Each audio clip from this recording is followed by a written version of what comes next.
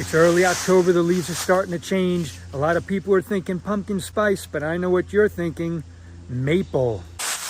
Believe it or not, a few more months from now, we're gonna get ready to do our sugaring here in Northeast Connecticut. Here's a great tip if you haven't started working in your sugar bush yet, you're thinking about it, here's what you do. Go out today or tomorrow, take a look and find yourself a sugar maple. You're gonna see the leaves on all different trees change at a different time. Here in Northeast Connecticut, these are 3 typical leaves that we'll see. Could be a beech. This is a beech leaf. Looks very similar to birch. You've got your sugar maple and you've got an oak. Could be a pin oak, white oak, red oak. But here's what we're looking for. And this is not an identification video. I'm just giving you some insight. On this maple, you've got 1, 2, 3 lobes. But here's what you look for the sugar maples. The two smaller lobes on the bottom are pointy.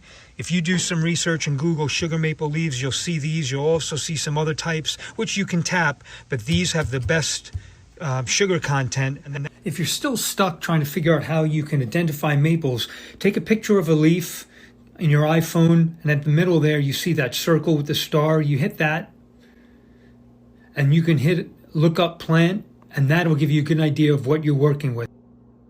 So when you can identify one sugar maple, you can walk through your woods and see a bunch of them, and at that point you can start flagging them or putting a mark on them so you know when it's time to put your maple taps in. All you have to do is go to your tree and tap it. You don't have to try and figure out, is it an oak, is it an ash, is it a maple?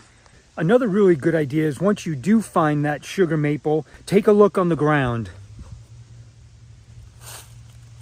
You're going to see these maple leaves, and as you walk through your woods, even if the leaves have fallen from the trees, you're still going to be able to get a good idea of where your sugar maples are.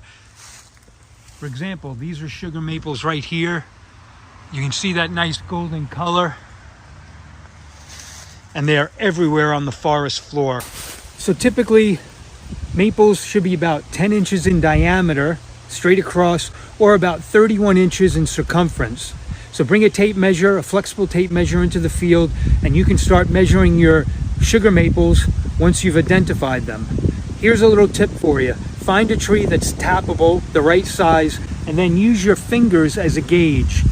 Put your fingers together, work it around the tree, and where your fingers end up, keep that in mind, because next time you find a tree out in the woods, if you don't have a tape measure, all you need to do is remember it's 1, 2, 2.5, and that's good to go. And that's the size of my hands. Your hands might be bigger, they might be smaller, but that's a good gauge to work with.